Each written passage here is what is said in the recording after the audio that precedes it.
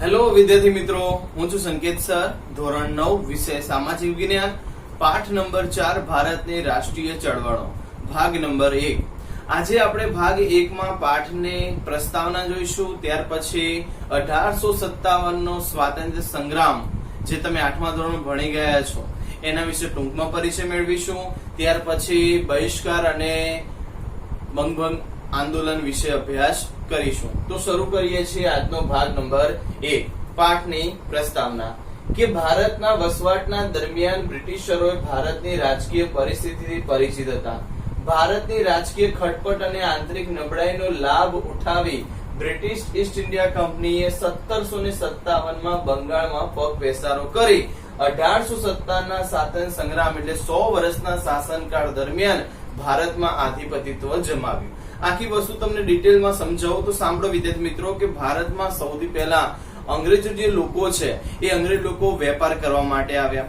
વેપાર માટે તેઓ સૌથી પહેલા માટે કહેવાય કે રાજાઓ પાસે પરમિશન મેળવી, રાજાઓ પાસે પરવાનગી મેળવી અને રાજાઓના હેઠળ તે લોકો વેપાર કરતા હતા. અને આ વેપારના હેઠળ અંગ્રેજ લોકોએ રાજ્યની તમામ પ્રકારની આંતરિક, બાહ્ય, રાજનૈતિક, આર્થિક આ બધી બાબતો વિશે માહિતી મેળવી. એટલે કહેવાય કે અંગ્રેજ લોકો ભારતના રાજકીય અને આર્થિક બાબતોથી એકદમ પરિચિત હતા. અને આનો ફાયદો ઉઠાવીને અંગ્રેજ લોકોએ રાજકીય પરિસ્થિતિની ખટપટો અને આંતરિક નબળાઈ જાણી ગયા. અને જાણવાને લીધે તેમને બ્રિટિશ ઈસ્ટ ઇન્ડિયા કંપનીની સ્થાપના કહેવાય કે ઈસવીસન 1600 રાણી એલિઝાબેથના સમયમાં બ્રિટિશ ઈસ્ટ ઇન્ડિયા કંપનીની સ્થાપના કરવામાં આવી. ધીમે ધીમે કહેવાય કે બ્રિટિશ ઈસ્ટ ઇન્ડિયા કંપનીનો મુખ્ય હેતુ શું હતો ભારતમાં? કે વધુ ને વધુ ધન કમાવો અને પોતાનું વર્ચસ્વ, પોતાની સત્તા સ્થાપવી. આ જ એનો મુખ્ય હેતુ હતો.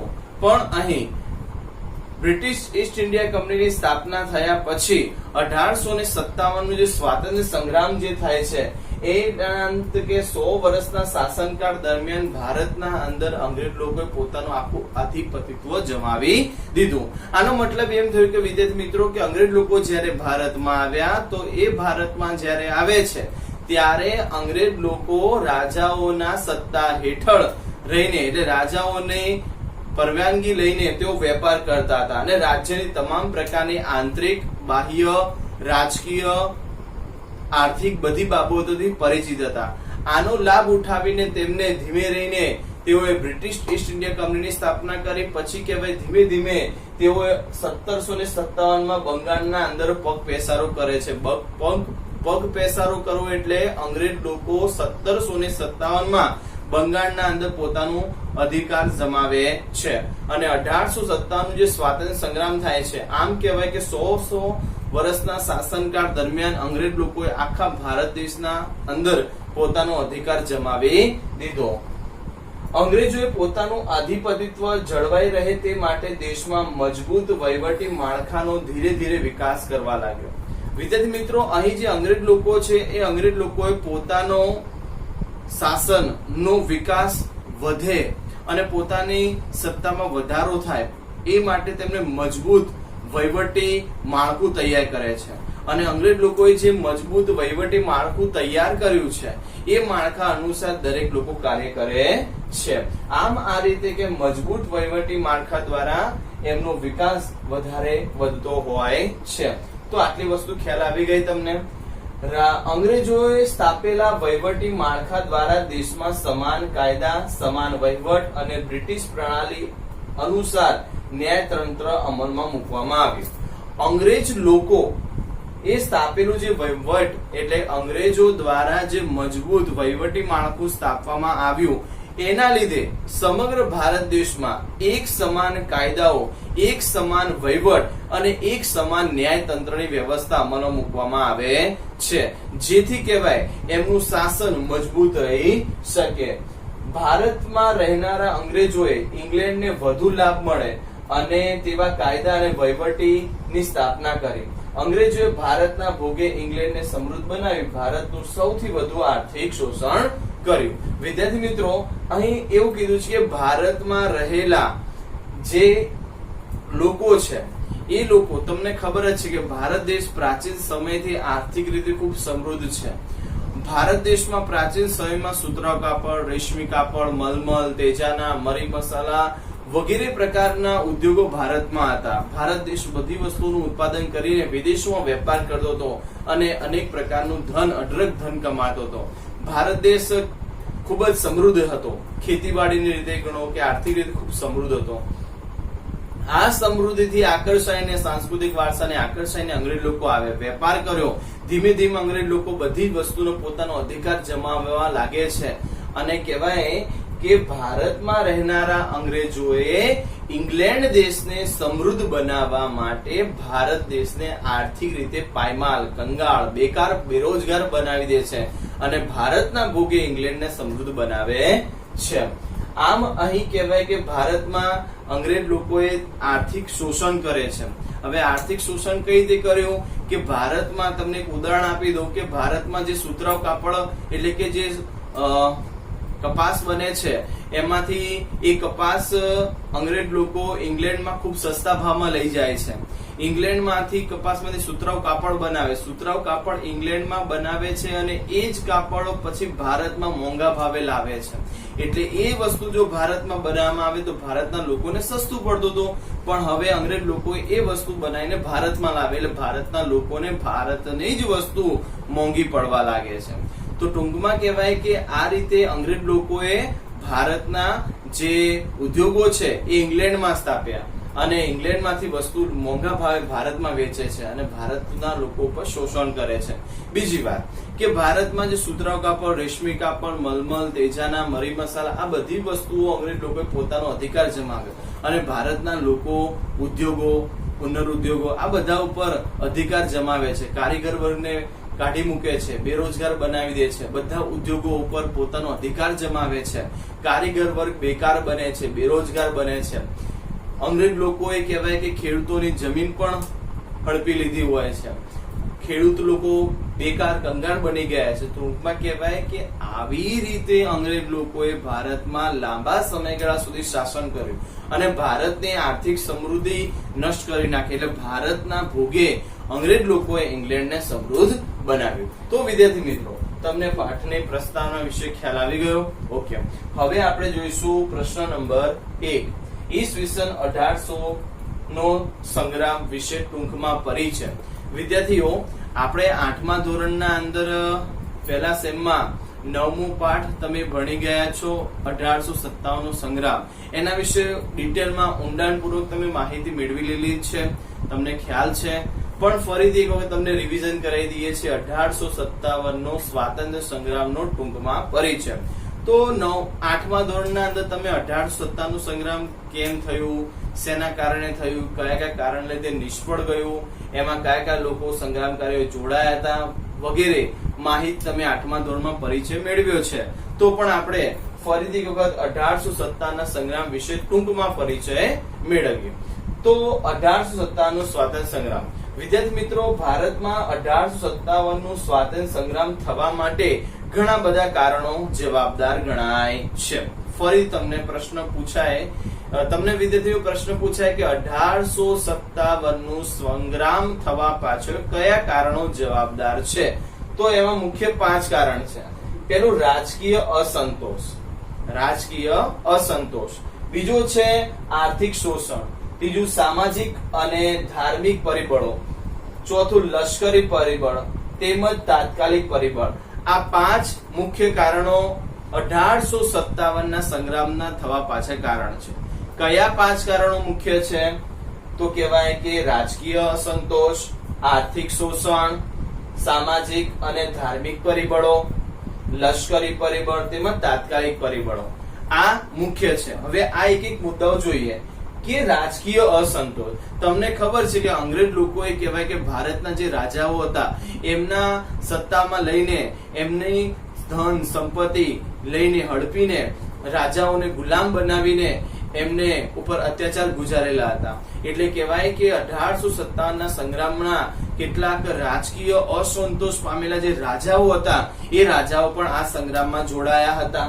બીજા નંબરમાં આર્થિક શોષણ આપણે વાત કરી લીધી.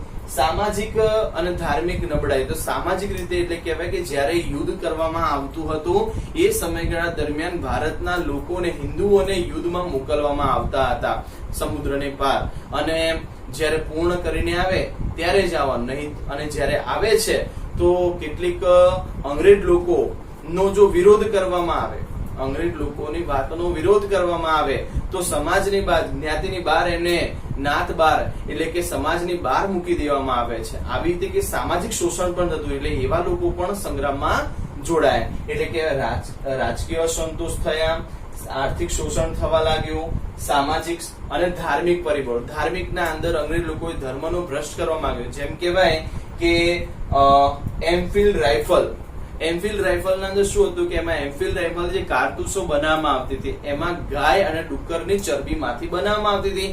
ગાય એ હિન્દુ ધર્મની બહુ મહત્વનું, ગાય એ હિન્દુ ધર્મની માતા કહેવાય છે, એટલે ગાયને પવિત્ર ગણવામાં આવે. અને કહેવાય કે અંગ્રેજ જે મુસ્લિમ લોકો હોય છે એમાં ડુક્કરને અપવિત્ર માનવામાં આવે છે. ટૂંકમાં કહેવાય કે અહીંયા કારતૂસો જે બનાવવામાં આવતી હતી એથી કહેવાય કે હિન્દુ અને મુસ્લિમ લોકોનો ધર્મ ભ્રષ્ટ કરવા માંગતા હતા, જેના હેતુથી તેને એમફિલ્ડ રાઇફલ ની કારતૂસો બનાવી. આમ આ રીતે અંગ્રેજ લોકોએ ધાર્મિક રીતે દરેક નો ધર્મને ભ્રષ્ટ કરવાના માટેના પણ પ્રયત્નો કરેલા છે. તો ટૂંકમાં કહેવાય કે 1857 નું સંગ્રામ થવા પાછળ ઘણા બધા કારણો છે, જેમાં મુખ્ય 5 કારણો કયા કીધા? રાજકીય અસંતોષ, આર્થિક શોષણ, સામાજિક અને ધાર્મિક પરિબળો, લશ્કરી પરિબળ અને તાત્કાલિક પરિબળો. આ બધા કારણો આપણે જોયા. આના સિવાય મહત્વનું કારણ કયું હતું? હમણાં જ મેં તમને સમજાવ્યું, એમફિલ્ડ રાઇફલ જે બનાવવામાં આવી હતી એના લીધે. કેમ? કારણ કે એમાં ગાય અને ડુક્કરની ચરબીનું કહેવાય કે કારતૂસો બનાવવામાં આવતા હતા, જેથી કહેવાય હિન્દુ અને મુસ્લિમનો ધર્મ ભ્રષ્ટ થતો હતો. એ હેતુથી કહેવાય કે અંગ્રેજ લોકોએ બનાવવામાં આવ્યું અને હિન્દુ મુસ્લિમનો ધર્મ ભ્રષ્ટ કરવા માંગતા હતા. અને તો મંગલ પાંડે એ પ્રથમ શહીદગાર ગણવામાં આવે છે. શેનો કહેવાય કે 1857 ના સંગ્રામમાં પ્રથમ શહીદગાર કોણ ગણાય? તો મંગલ પાંડે. હવે વિદ્યાર્થી મિત્રો આપણે જોઈશું કે 1857 ના સંગ્રામમાં કયા કયા ક્રાંતિવીરો જોડાયા હતા. તો કહેવાય કે 1857 ના સ્વાતંત્ર્ય સંગ્રામમાં સૌથી પહેલા કે મંગલ પાંડે ગણવામાં આવે છે. 1857 ના સંગ્રામમાં નાના સાહેબ પેશવાર, તાત્યા ટોપે, રાજા કુંવરસિંહ, રાણી લક્ષ્મીબાઈ, બહાદુર ઝફર, આવા વગેરે લોકો જે છે એ 1857 ના સ્વાતંત્ર્ય સંગ્રામમાં જોડાયા હતા. તો ટૂંકમાં તમારે અહીં એક ગુણનો પ્રશ્ન પૂછાય કે 1857 ના સંગ્રામમાં સૌથી પહેલા કયા ક્રાંતિવીર શહીદ થયા હતા? તો જવાબ આવશે પ્રથમ શહીદ મંગલ પાંડે ગણાય છે. બીજો પ્રશ્ન, 1857 ના સંગ્રામમાં કયા કયા ક્રાંતિવીરો જોડાયા હતા? તો નાના સાહેબ પેશવાર, તાત્યા ટોપે, રાજા કુંવરસિંહ, રાણી લક્ષ્મીબાઈ, બહાદુર ઝફર વગેરે લોકો 1857 ના સંગ્રામમાં જોડાયા હતા. અને આ બધા લોકોની સહાયતાથી કહેવાય 1857 જે સંગ્રામ છે એ આગળ વધ્યું હતું અને અંગ્રેજો સામે મુકાબલાથી લડાઈ પણ લડી હતી. 1857 ના સંગ્રામમાં ઘણા બધા પરિણામ અને અસરો પણ ઊભી થઈ. સાંભળજો કે 1857 જે સંગ્રામ થાય છે એની કેટલીક અસરો ઊભી થતી હોય, આડઅસર પણ ઊભી થતી હોય છે અને પરિણાત્મક અસર પણ આવે છે. જેમાં ભારતમાં કંપની શાસનનો અંત આવ્યો, એટલે કે ભારતના અંદર કંપનીઓનો અંત આવ્યો અને બ્રિટિશ તાજની શાસનની શરૂઆત થઈ. બ્રિટિશ તાજના અંદર કહેવાય કે રાણી વિક્ટોરિયાએ ઢંઢેરો પીટાવી રાણી વિક્ટોરિયાનું શાસન શરૂ થતું હોય છે, જેના અંદર વહીવટી ક્ષેત્ર, લશ્કરી, સામાજિક, ધાર્મિક નીતિમાં બદલાવ વગેરે સમાવેશ થયા. તો આ બધા પરિણામ આવ્યા. શું પરિણામે આવ્યા? 1857 ના સંગ્રામમાં કયા પરિણામ આવ્યા? તો 1857 ના સંગ્રામના પરિણામમાં રાણી વિક્ટોરિયાનું શાસન શરૂ થાય છે, કંપની શાસનનો અંત આવ્યો અને રાણી વિક્ટોરિયાની શરૂઆત થતી હોય છે. અને ઢંઢોરો પીટાવ્યો કે વહીવટી ક્ષેત્ર હોય, વહીવટી, લશ્કરી, સામાજિક, ધાર્મિક આ બધી નીતિઓના અંદર ફેરફાર કરવામાં આવે છે, બદલાવ લાવવામાં આવ્યા અને ફરીથી નવું શાસન શરૂ થતું હોય છે. હવે અસર કઈ ઊભી થાય છે કે 1857 ના સંગ્રામના સમયમાં નિષ્ફળ જવા માટે નિર્ધારિત સમય કરતા વહેલી શરૂઆત એટલે કહેવાય કે 1857 ના સંગ્રામનું પરિણામ અને કેટલીક અસર ઉભી થઈ. તો પરિણામ તો આપણે હમણાં જ જોયું. શું પરિણામ આવ્યું હતું કે બ્રિટિશ કંપનીઓ એટલે કે કંપની શાસનનો અંત આવ્યો અને રાણી વિક્ટોરિયા જે કીધું વાત કરી કે રાણી વિક્ટોરિયા ઢંઢેરો પીટાવ્યો, જેમાં વહીવટી, ધાર્મિક, સામાજિક નીતિઓનો બદલાવ આવે છે. હવે કઈ અસર કઈ ઉભી થઈ? તો અસરમાં કહેવાય કે 1857 નું સંગ્રામ નિષ્ફળ ગયું. હવે તમને અહીંયા પ્રશ્ન પૂછાય કે 1857 નું સંગ્રામ નિષ્ફળ જવા પાછળ કયા કયા કારણો જવાબદાર હતા? તો આપણે આગળ જ કીધું કે 1857 નું સંગ્રામ થવા માટેના કારણો જોયા. રાજકીય પરિબળ, ધાર્મિક પરિબળ, આર્થિક પરિબળ, સામાજિક પરિબળો, તાત્કાલિક પરિબળો, ધાર્મિક પરિબળો, એમફિલ રાઇફલના આવા ઘણા બધા કારણો ઉભા થયા. હવે 1857 નું સંગ્રામ નિષ્ફળ કેમ ગયું? કારણ શું છે? તો સમજો કે નિર્ધારિત સમય કરતા વહેલી શરૂઆત થઈ. એટલે 1857 નું સંગ્રામ જ્યારે શરૂ કરવાનું હતું, જે નિર્ધારિત સમય હતો એના કરતા વહેલા શરૂ થઈ ગયો. એના કારણે 1857 નું સંગ્રામ નિષ્ફળ ગયો. આ પહેલું કારણ.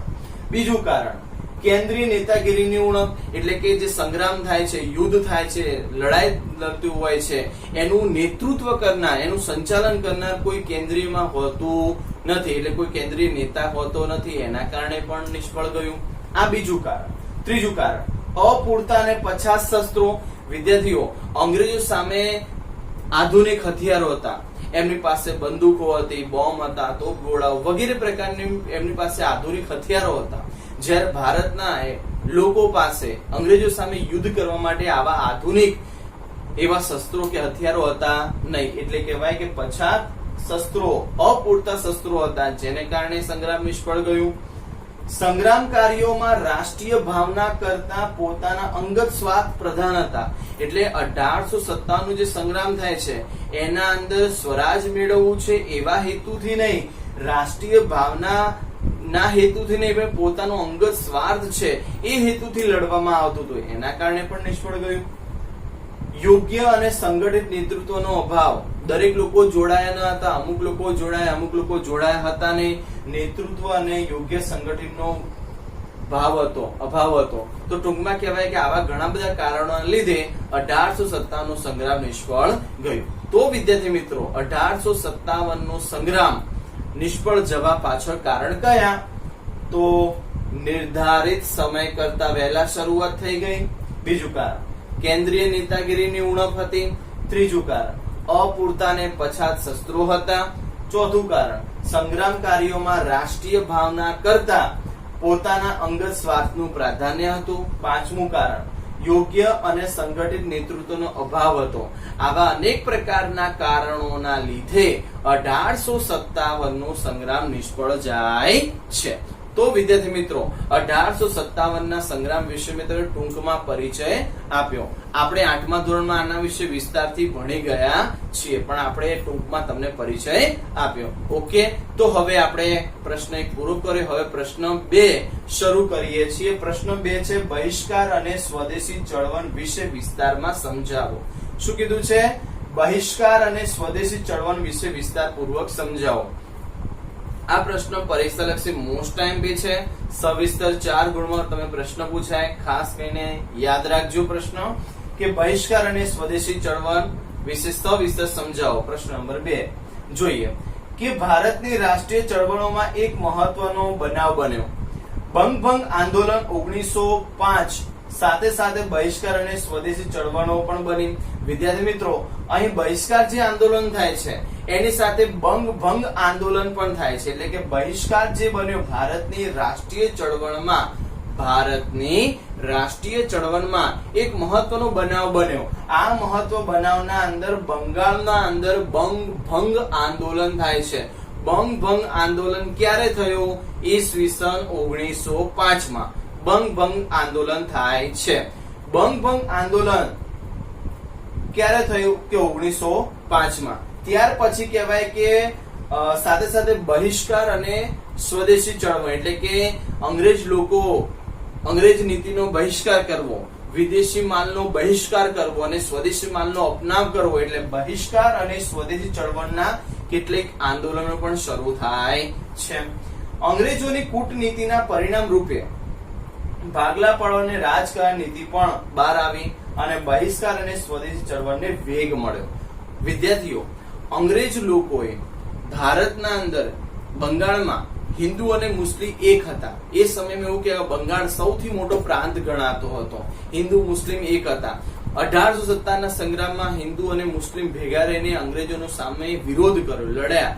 એ ને ધ્યાનમાં રાખી અંગ્રેજ લોકોએ કહેવાય કે આપણે શાસન કરવું છે, પણ શાસન કરવા માટે જ્યાં સુધી હિન્દુ અને મુસ્લિમ એક છે ત્યાં સુધી શાસન થશે નહીં. એટલા માટે બંને વચ્ચે જાતિ જ્ઞાતિ કોમવાદનો વિખવાદ ઉભો કર્યો. ડિવાઇડ એન્ડ રૂલ, ભાગલા પાડો અને રાજ કરવાની નીતિ અંગ્રેજ લોકોએ અપનાવી, જેનાથી કહેવાય હિન્દુ અને મુસ્લિમ અલગ થતા હોય છે.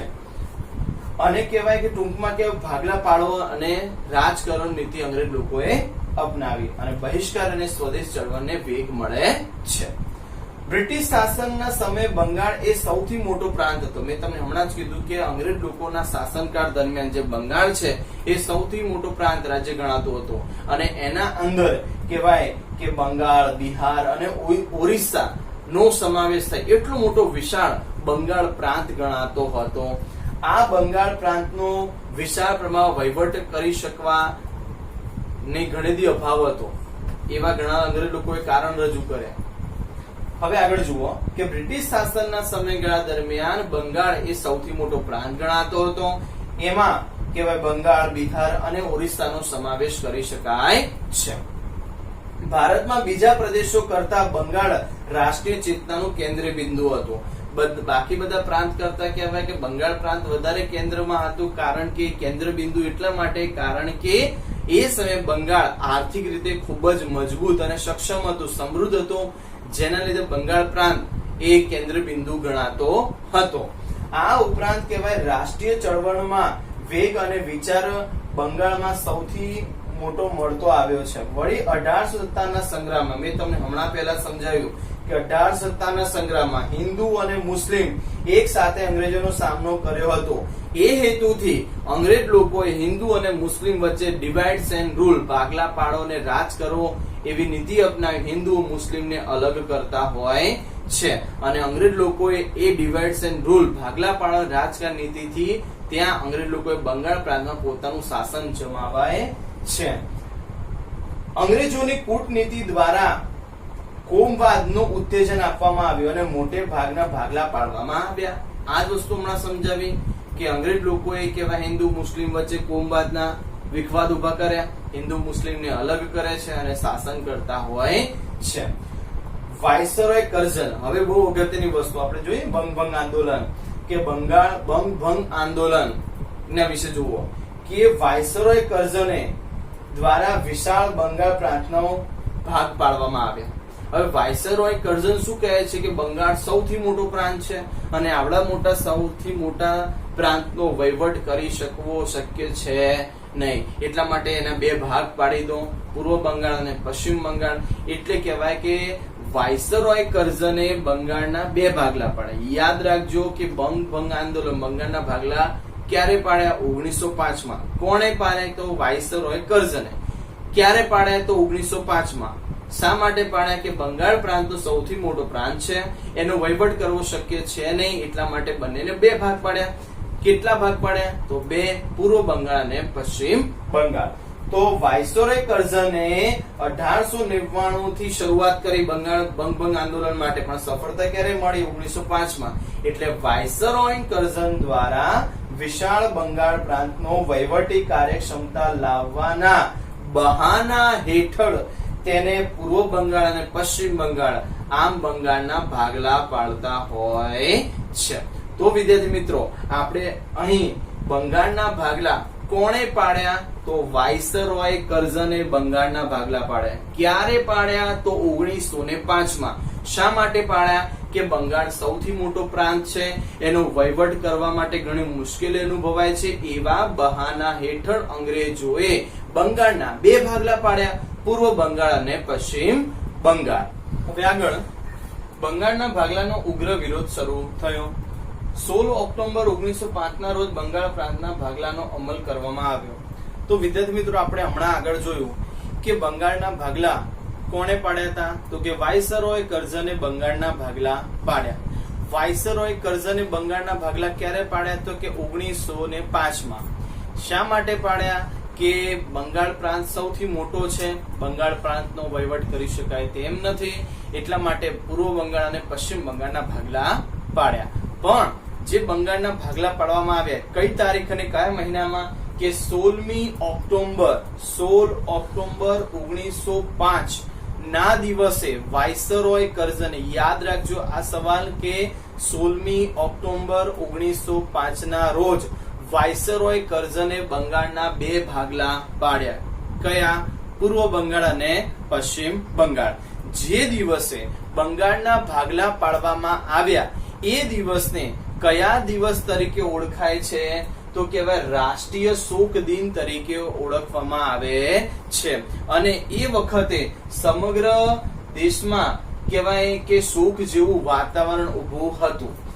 તે દિવસે તમામ વિદેશી માલનો બહિષ્કાર કરાયો. જે દિવસે રાષ્ટ્રીય શોક દિન એટલે કે 16 ઓક્ટોબર 1905 ના રોજ જ્યારે બંગાળના ભાગલા પાડવામાં આવ્યા ત્યારે તે દિવસને રાષ્ટ્રીય શોક દિન તરીકે માનવામાં આવે છે અને ત્યારે વિદેશી માલનો બહિષ્કાર કરવામાં આવ્યો હતો અને સ્વદેશી માલનો સ્વીકાર કરવામાં આવ્યો હતો. આ આંદોલન ખૂબ જ જોરશોરથી ચાલુ હતું. બંગાળી પ્રજા ને માત્ર નહીં, બંગાળી પ્રાંતના લોકો નહીં, પરંતુ ભારતના અન્ય પ્રાંતના લોકો પણ માનવા લાગ્યા હતા કે હિંદના રાષ્ટ્રવાદનો જુવાળ જોરશોરથી શરૂ થયો છે. તો કહેવાય કે બંગાળના જ્યારે ભાગલા પાડવામાં આવ્યા ત્યારે કેવા વિદેશી જે માલ આવતો હતો એ વિદેશી માલનો બહિષ્કાર કરવામાં આવ્યો. ત્યાર પછી સ્વદેશી માલનો સ્વીકાર કરવાનો, આ બધી બાબતનો ઉત્તેજન મળ્યું અને કહેવાય કે તેનું એલાન પણ કરવામાં આવ્યું. એના માટે આંદોલન પણ ચાલવા લાગ્યું. શેના માટે? વિદેશી માલનો બહિષ્કાર કરવો અને સ્વદેશી માલનો સ્વીકાર કરવો. આના માટે.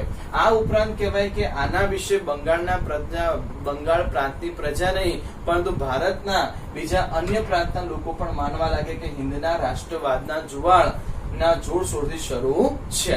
આગળ તેને રોકવા માટે વિભાજન કરવામાં આવ્યું.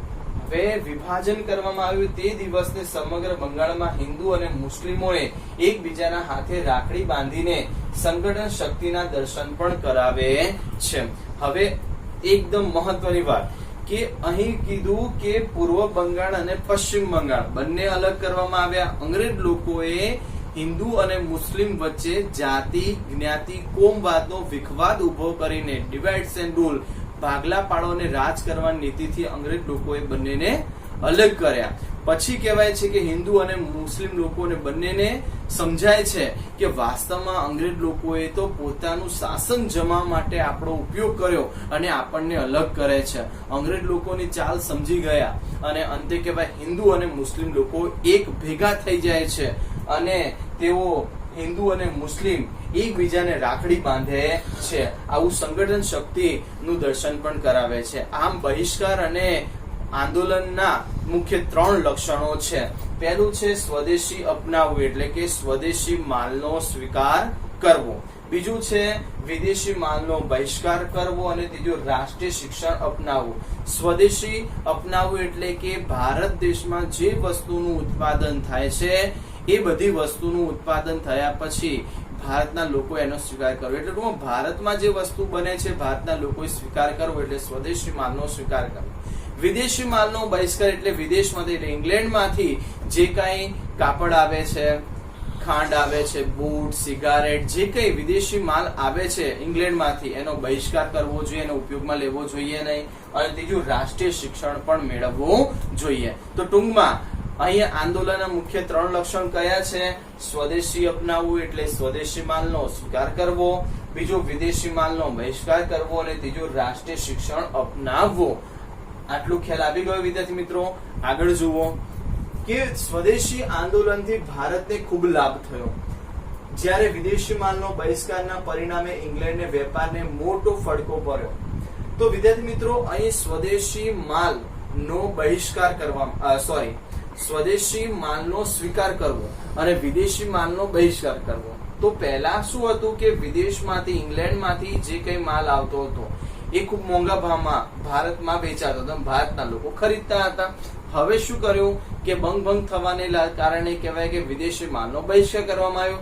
કોઈ લોકો અંગ્રેજી વસ્તુઓનો કે બ્રિટિશ વસ્તુઓનો ઉપયોગ કરતો નહોતો, વિદેશી માલનો બહિષ્કાર કરવામાં આવ્યો. આ હેતુથી અંગ્રેજ લોકોનો વેપાર બંધ થઈ ગયો, અંગ્રેજ લોકોની ચીજ વસ્તુઓ બજારમાં વેચાતી બંધ થઈ ગઈ અને ભારતના લોકોની ચીજ વસ્તુઓ વેપાર ખૂબ વધવા લાગે છે અને સ્વદેશી વસ્તુઓ વેચવા લાગે છે. એટલે કે ભારતના લોકોને સ્વદેશી વેપારથી ઘણો બધો નફો થાય છે અને વિદેશી લોકોને ભારે નુકસાન થતું હોય છે. ત્યારે ઇંગ્લેન્ડમાં એટલે કહેવાય કે ઇંગ્લેન્ડનો જે વેપાર બંધ થતો હોય છે ભારતમાં આવતો, માન્ચેસ્ટર માંથી આવતું જે કાપડ છે એ કાપડ પણ બંધ થઈ જાય છે. ઇંગ્લેન્ડમાંથી ભારતમાં આવતી વિદેશી વસ્તુમાં ખાંડ, બૂટ, સિગારેટ, તમાકુ આ બધું એ સમયમાં ઇંગ્લેન્ડમાંથી ભારતમાં આવતું હતું અને કહેવાય છે કે ખૂબ મોંઘા ભાવમાં. આ ઉપરાંત સૂતર કાપડમાં મોંઘા ભાવ મળતું હતું. ટૂંકમાં બ્રિટિશ લોકો એટલે કે અંગ્રેજો તરફથી ઇંગ્લેન્ડમાંથી જે કઈ વસ્તુ ભારતમાં આવતી હતી એ બધી વસ્તુઓ પર બંધ કરાવી દેવામાં આવી અને આયાત ઘટી ગઈ અને ભારતના લોકો ભારતમાં બનેલી વસ્તુનો સ્વીકાર કરવા લાગે છે, જેથી ભારતનો વેપાર વધે છે અને અંગ્રેજ લોકોનો વેપાર ઘટે છે. હવે પ્રશ્ન શું થયો કે અંગ્રેજ લોકો ઇંગ્લેન્ડમાંથી શું આવતું હતું કે ખાંડ, બૂટ, સિગારેટ, તમાકુ બધું આવતું હતું. એ બધી વસ્તુ બંધ કરી દીધી, પણ ભારતમાં આ બધી વસ્તુ મળવી મુશ્કેલ હતી. પણ ભારતના અંદર આ વિદેશમાંથી જે કઈ વસ્તુ આવતી હતી એ બધી વસ્તુઓના કારખાનાઓ શરૂ કરવામાં આવ્યા અને અંગ્રેજો લોકોના કરતા બહુ જ સસ્તા ભાવમાં ઓછી કિંમતના અંદર ભારતના લોકોને મળવા લાગે છે. એટલે લોકો એ સ્વદેશી માલનો સ્વીકાર કરે છે અને વિદેશી માલનો બહિષ્કાર કરે છે.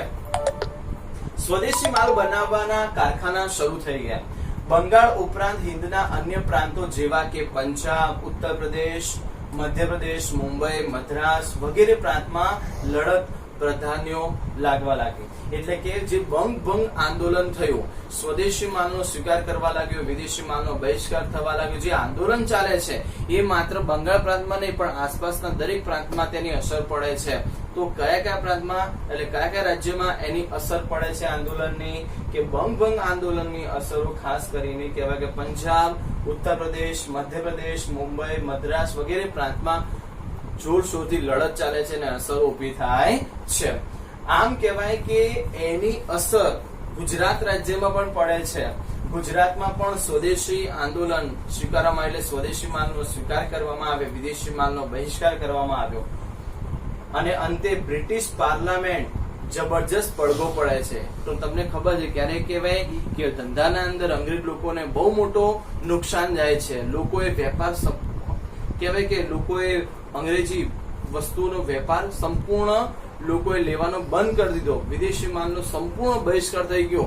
અંગ્રેજ લોકોને કોઈ વેપાર થતો ન હતો. આ કારણે અંગ્રેજ લોકોને બહુ મોટા નુકસાન થવા લાગ્યા. આ અંગ્રેજ લોકો સહન કરી શક્યા નહીં અને અંતે કહેવાય કે બ્રિટિશ પાર્લામેન્ટ એ એક નિર્ણય લે છે. શું નિર્ણય લે છે કે એમને બ્રિટિશ પાર્લામેન્ટે જબરજસ્ત નિર્ણય લીધો અને પૂર્ણ વિચારણા કર્યો કે આ વિદેશી માલનો બહિષ્કાર થવા પાછળ કારણ શું છે કે ભંગ આંદોલન કર્યું એના કારણે, આ આંદોલનના કારણે જ થઈ રહ્યું છે. તો માટે આપણે આ આંદોલનને બંધ કરી દઈએ એટલે કે બંગાળને જે ભાગલા પાડ્યા હતા એને રદ કરી દઈએ તો આ શાંત થશે અને આપણું વ્યવસ્થા જળવાઈ રહેશે. તો ટૂંકમાં કહેવાય એવી વિચારધારા બ્રિટિશ પાર્લામેન્ટે કરી. પુનઃ વિચારણા કરીને માત્ર 6 વર્ષ સુધી આ આંદોલન ચાલ્યું અને 6 વર્ષ બાદ કહેવાય 1911 ની સાલમાં જે બંગાળના ભાગલા પાડ્યા હતા એ ભાગલાને રદ કરી દેવામાં આવે છે. બંગાળના ભાગલા ક્યારે પાડ્યા, કોને પાડ્યા કે 16મી ઓક્ટોબર 1905 ના રોજ વાઇસરોય કર્ઝને બંગાળના ભાગલા પાડ્યા. 1605 બંગાળના 1905 બંગાળના ભાગલા 1905 બંગાળના ભાગલા પાડ્યા અને રદ ક્યારે કર્યા તો 1911. આ ખાસ યાદ રાખજો સાલ તમારે કે બંગાળના ભાગલા ઈસવીસન 1905 પાડ્યા. રદ ક્યારે કર્યા કે 1911 રદ કરવામાં આવ્યા. શેના કારણે રદ થયા કે જે આંદોલન ચાલતું હતું એના લીધે આ રદ થતું હોય છે, જે ભારતના લોકો માટે બહુ વિજય વાત છે. હિંદવાસીઓ માટે આ યાદગાર વિજય બન્યો અને સંગઠન શક્તિનો વિજય હતો, જેથી કહેવાય હિન્દુ શાસનમાં વિરુદ્ધ જાગૃત થયેલી નવી ચેતનાનો નોંધપાત્ર થયો હતો. વિદ્યાર્થી મિત્રો, અહીં કીધું કે બંગ જે આંદોલન થયું 16 ઓક્ટોબર 1905 ના રોજ બંગાળના ભાગલા પાડવામાં આવ્યા અને ત્યારથી કહેવાય આંદોલન શરૂ હતું અને આંદોલનના પરિણામે 6 વર્ષ બાદ બ્રિટિશ પાર્લામેન્ટે પૂર્ણ વિચારણા કરીને 1911 માં બ્રિટિશ પાર્લામેન્ટે બંગાળના જે ભાગલા પાડ્યા તેને રદ કરી દીધા અને ફરીથી બંગાળ પ્રાંતને એટલે પૂર્વ બંગાળ અને પશ્ચિમ બંગાળને પાછા ફરીથી ભેગા કરી દેતા હોય છે. આ આંદોલનના પરિણામ સ્વરૂપે બન્યું હતું.